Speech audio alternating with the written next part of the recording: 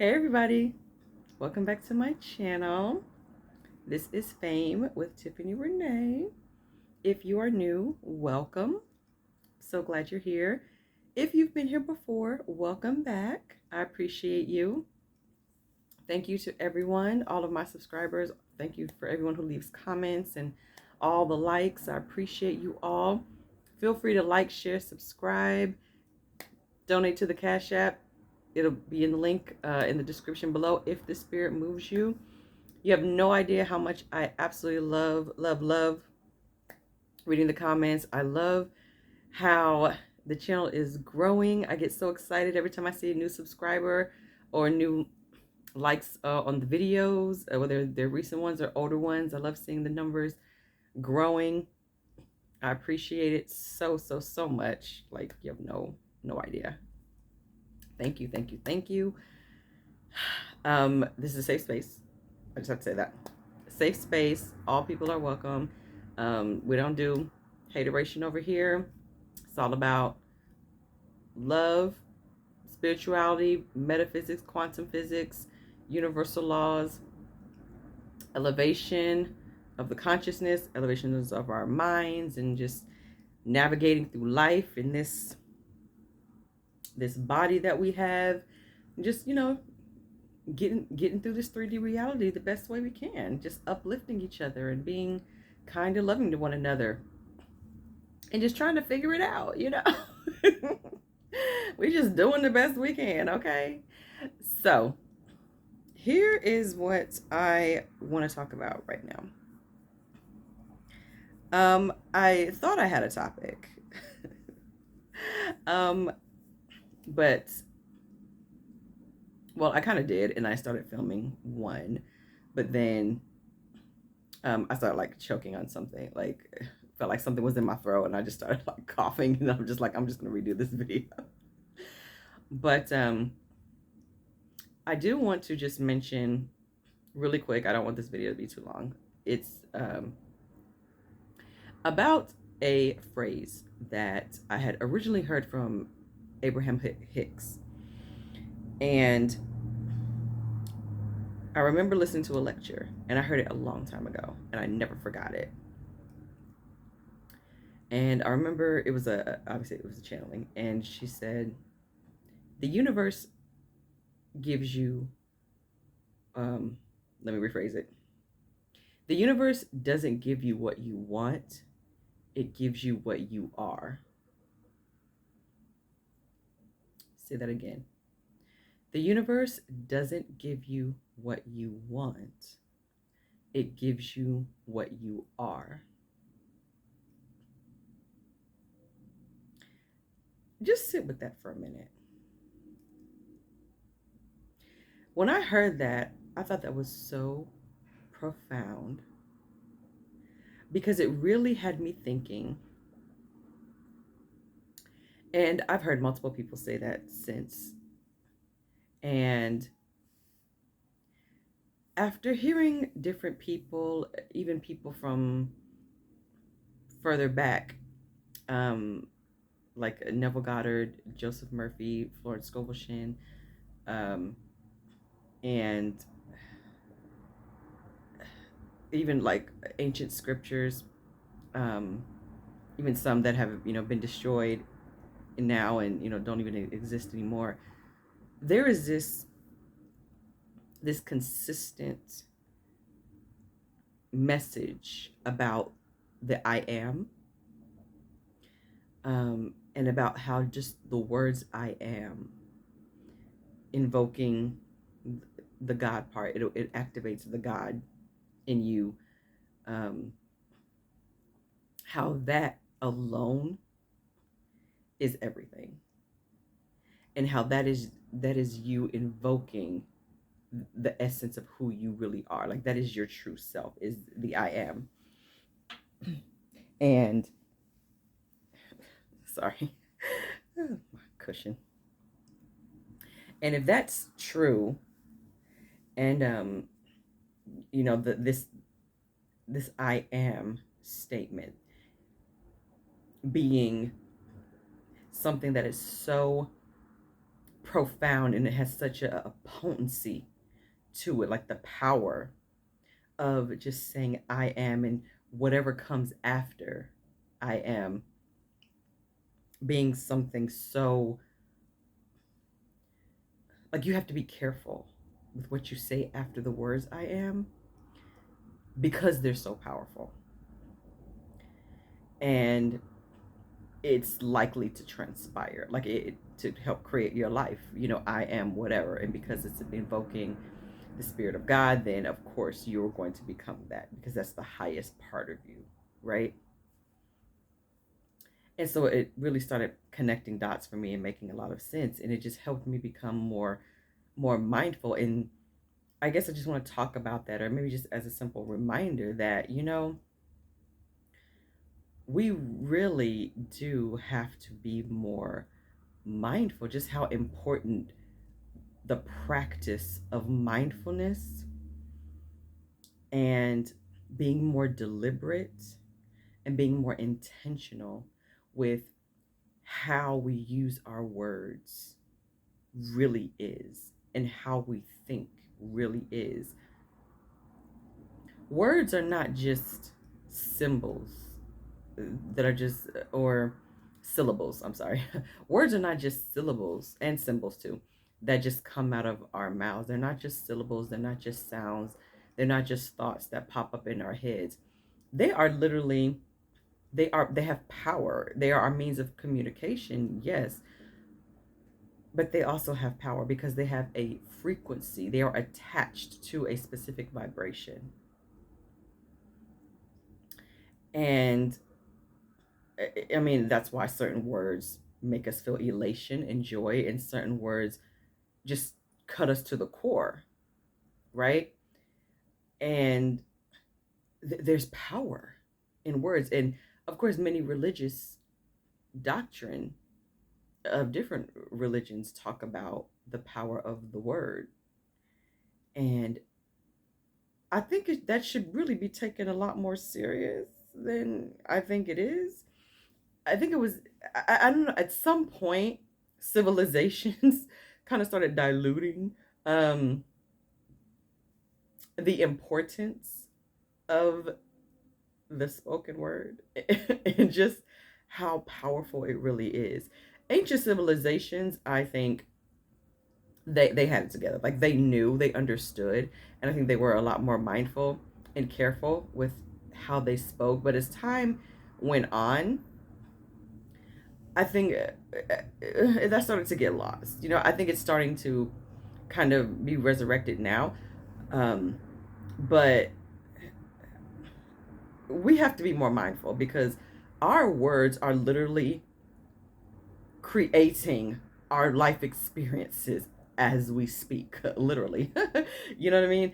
And not just our life, not just your own personal life, not just for you, but our words are creating the lives of our friends, of our family, of our country of origin, of our entire globe, of the entire, literally the entire planet.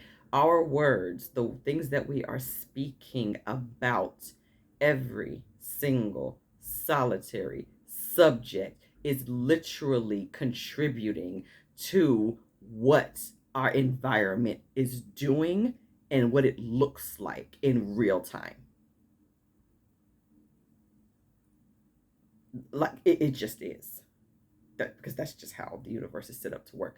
It is our thoughts about the things, and it is our words that we are speaking over the things. Just think about the words that you speak over yourself on a regular basis. And I'm saying this to myself too, because I was very guilty. I mean, even in certain aspects, I still am. Okay. Like, I am still a work in progress, because there's still wounds and still things that I'm still working on. Why I have to catch myself ridiculing myself. I have to still look, when I look in the mirror, I have to catch myself not tearing myself down.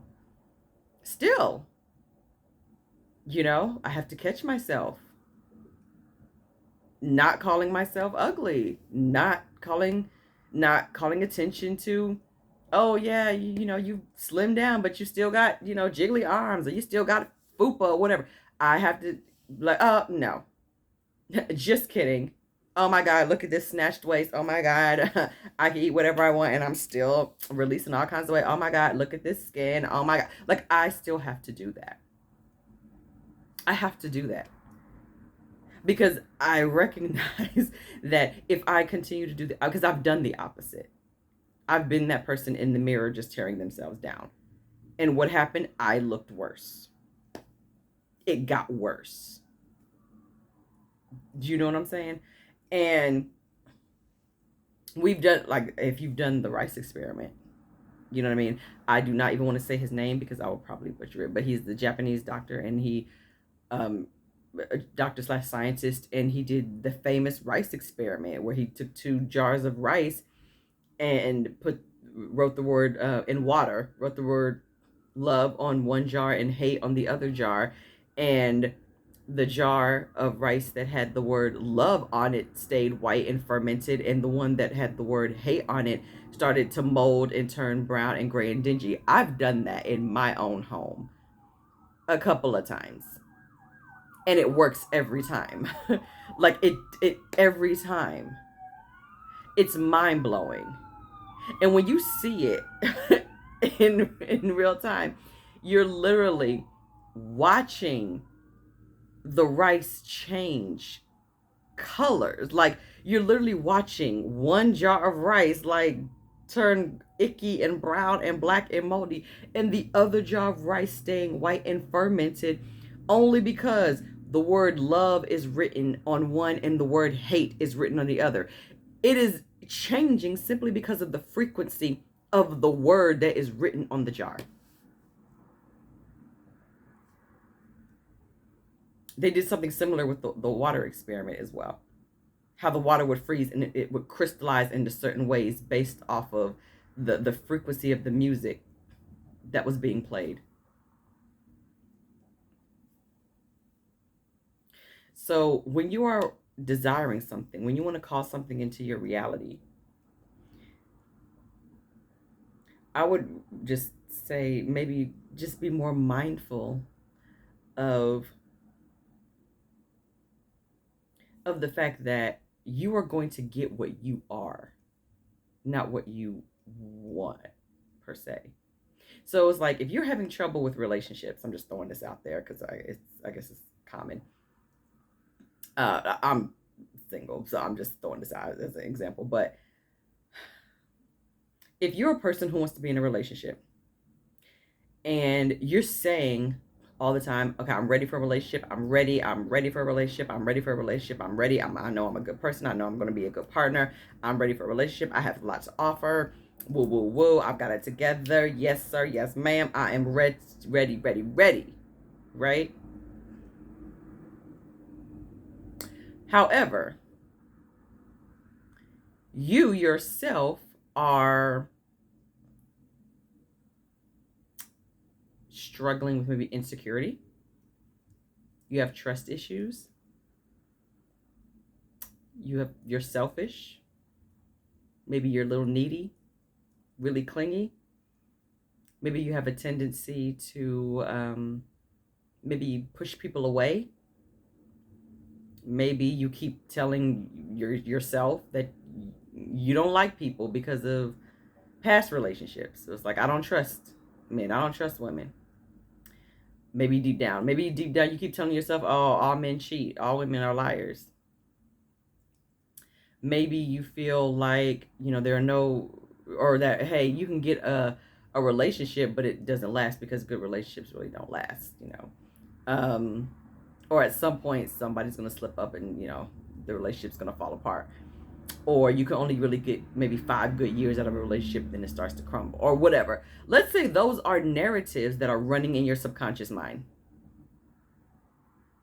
You might meet somebody, but guess what?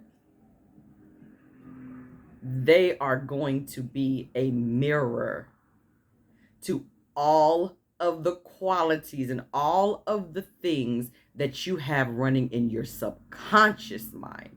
All of those fears, all of those narratives, all of those ugly things that you claim that you don't want, that is what the person is going to have. Those are the problems you're going to run into.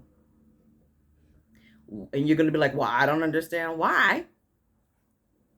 It's because you materialized, you manifested, the universe gave you what you are. Now you could say, I want a loving, happy, healthy, whole, to quote Roxy Talks, a happy, healthy, whole relationship. But you are not loving, happy, healthy, and whole. You are insecure. You have trust issues. You're selfish. You don't trust men. You don't trust women. You don't believe in happily ever after. You believe at some point all men cheat. You believe all women are gold diggers. You think that there's no such thing as people who can be faithful. Like, what? That's you.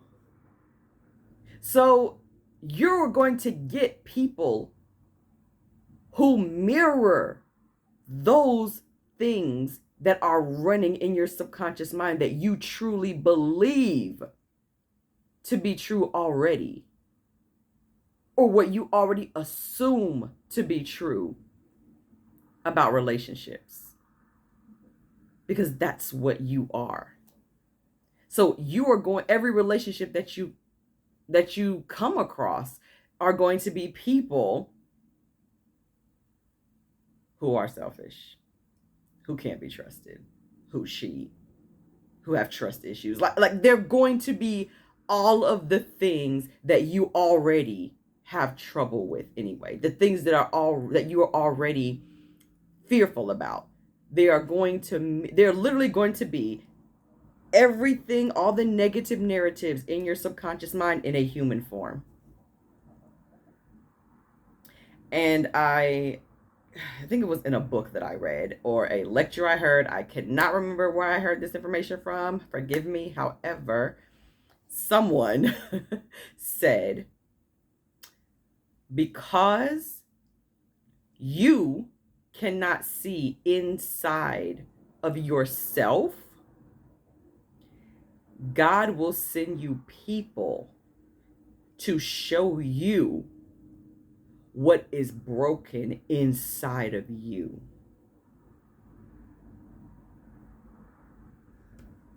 So if you find yourself in a cycle of the same type of relationship, maybe the same type of toxic relationships, or the same type of toxic jobs or toxic circumstances, or whatever the case may be, it is the Creator's way of showing you, hey, these are the things inside of you that need to be healed. You need to address this inside of you. That's why I have sent this person with all of these things to you, so you can see what the inside of you currently looks like. Because the whole world is a mirror image of who we are as individuals. Tiffany's world is a mirror image of me. You, each individual you, the entire world is a mirror image of who you are truly on the inside. It's what you think and feel about every single solitary thing on the planet, from ladybugs to politics. It does not matter. It is a mirror image of what you feel and believe to be true and possible according to you. So if people keep showing up in your life who are selfish and rude and disrespectful, then you might want to do some reflecting and soul searching and ask, well, why is that? Are those qualities that I have? Am I mean, rude, and disrespectful? When have I displayed those behaviors? And do I do it often? Or if you find yourself constantly, I guess, getting jobs that are always overworking you and underpaying you, you might want to ask yourself, where in my life do I feel taken advantage of? Where in my life do I feel like I'm unappreciated and feel like I'm not worthy of anything better? Like, it's always trying to tell you something. The universe is always trying to help us evolve into the best versions of ourselves. Always. There's always a lesson in everything. And I truly believe that. And I'm learning this every day. And I truly believe in what Neville Goddard. I just finished listening to a 15-minute one about him and his mentor, the Rabbi Abdullah. I'm in Barbados story. It's so great. And he talks about the seed time and harvest, and how your words are constantly planting seeds for your next harvest. That's how important your words are. That is how powerful your words are. Every word you speak is a prayer. It's a declaration. You are prophesizing over your own life, over everything around you.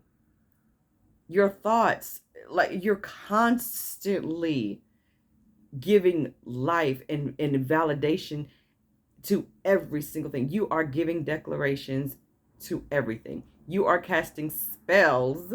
That's what it is. That's what you do when you're spelling something over everything in your life. Words are not just random syllables that come out of your mouth.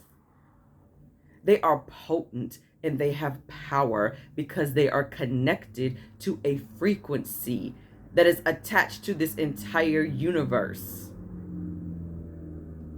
And so the universe is going to give you what you are, is going to give you what matches that frequency. Period. It is completely unbiased. It doesn't care if you're a good person, a bad person, if you struggled and now you feel like you deserve to be wealthy, or if you're a shyster and or someone who just steps on people and just is a horrible person, and that's how you got your millions or whatever. And like, it doesn't care.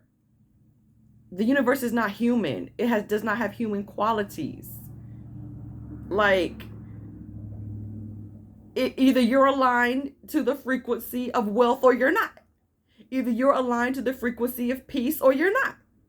Either you're aligned to the frequency of love or you're not. Either you're aligned to the frequency of a loving relationship or you're not. And therefore, you either get it or not. Like, either you're aligned to the frequency of poverty or you're not. You're either aligned to the frequency of mayhem and foolishness or you're not. You're either aligned to the frequency of chaos and drama or you're not. Do you see what I'm saying? That's where your words and your thoughts can help navigate. It can help navigate that. You know what I mean? That's why it's important for you to get a handle on your thoughts and your words, and not get so distracted and be heavily influenced or manipulated in some cases by too much of the outside noise and influence, because you can be influenced or manipulated to think and speak in ways that help other people or institutions or entities that don't help you. You know what I'm saying? That are detrimental to you. So you can use your words and your thoughts to assist in your own demise. as well. Sorry, I had a smoothie. So why not use your thoughts and your words to assist in your own victory? Because it does both. You just have to be more mindful. Yes, it at first it will take some discipline. You're gonna have to do it. You gonna have to do it. Sis, bruh, you gonna have to do it. Okay? You just gonna have to. You have to commit to doing it. Okay? Sometimes it's easier to just let your mind go willy-nilly, whatever, and just let whatever fall out of your mouth. But I'm telling you, it's keeping you in a place where you don't want to be. If you are not already living your best, joyful, amazing life, and you feel trapped, and you just feel all kinds of low vibrational stuff that is not feeling good, your thoughts and your words are keeping you there.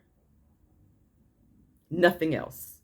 Contrary to popular belief, your thoughts and your words are keeping you there because you are planting seeds and you are getting the harvest. Do you hear me? You are reaping the harvest of your thoughts and your words. Whatever your thoughts and words were yesterday, last week, last month, last year, 5, even 10 years ago, you are reaping the harvest of them now.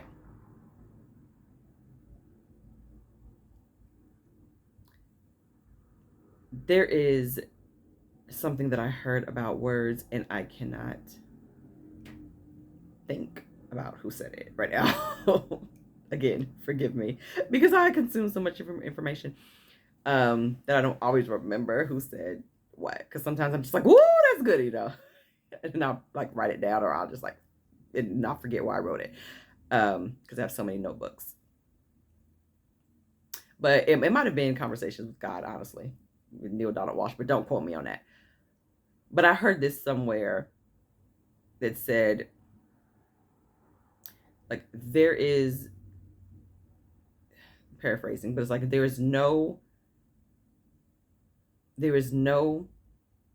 prayer that is gone unheard, and like there is no word that is like that has gone unspoken or something like that. And so words are considered prayers. Every word that you utter is considered a prayer, and there is no prayer that has gone unanswered. So be mindful of what you call yourself. Be mindful of what you say about yourself and the people around you. Be mindful of what you refer to yourself as in your future. Like, every little thing matters. And I'm not saying you have to like police your thoughts and police every single word you say, but just be more mindful in general. Even if you just, as Abraham Hicks always says, go general, and it'll become easier the more you do it, because just like anything else, you had to practice speaking garbage over yourself. You had to practice sowing detrimental seeds, right? Like, you had to be taught that, because once upon a time you couldn't talk. Once upon a time we were babies and we couldn't speak. We had to be taught words. Then we had to be taught what those words meant. Then we had to be given context for those words, right? So you had to be taught, and it took practice. You had to practice using those words and then using them in context. Same thing. It'll take practice, but the more you do it, the easier it'll get. Because like Florence Scovel Shinn actually has a book called Your Word is Your Wand. That is 100% true. Your word is your wand. It is your abracadabra. Okay? It is, you wave your magic wand. Your word is your wand. You want to create the best life for you, you use your word. You want that amazing relationship, you use your word. You want to live on a beautiful private island in Acapulco, you use your word. You want to be able to quit your 9-to-5 job and open a boutique selling doggy sweaters? You use your word. Your word is your wand. Always has been, always will be. Your thoughts and your words, that's what it is, because it emanates a frequency. And if you can feel it, that's even better. If you can feel it, that's even better, because that frequency is even stronger. But until you can get to that place where you can just sit like Neville and just feel and imagine and then just feel the thing into being, just start where you are. Start with your words. Start with your thoughts. I hope all of this made sense. I felt like I was all over the place, but thank you all. If you're still with me, I appreciate it. I appreciate you. Remember, your word is your wand. You can do anything. You can transform your entire life just by changing what you say about it. Trust me, I've done incredible things just by changing my words. Even when I didn't even believe what I was saying. I didn't even believe it yet. But I said it, and I said it, and I said it. Through anger, through tears, through frustration, through disbelief, through doubt, all of it. I would just keep affirming what it is that I wanted. And just like anything else, the more you say something, the more you believe it. Like, just with repetition, you automatically start to believe it. And then you just start to feel it. You start to feel better. And you've said it so much that you've convinced yourself that it's true. You know? That's just how it works. And it really does work like magic. It really is. It really is incredible how we were born with these tools and these gifts to create amazing lives for ourselves, and that we fall short just because we don't exercise our God-given tools. You know, it's our birthright to have everything that we desire. It's our birthright to be happy and joyful. It's our birthright to have all of the things that our heart desires. It's our birthright to have that. And we have these incredible universal laws and this amazing energy and frequency that connects to our thoughts and our words and our emotions, like our feelings, to plug in for us to get them if we don't get in our own way and push them away and like unplug ourselves, you know? So we're all a work in progress, but I know you guys can do it. You know, I'm here for you as always. So take care, everybody. Like, share, subscribe, and I appreciate you all so much. Until next time, take care.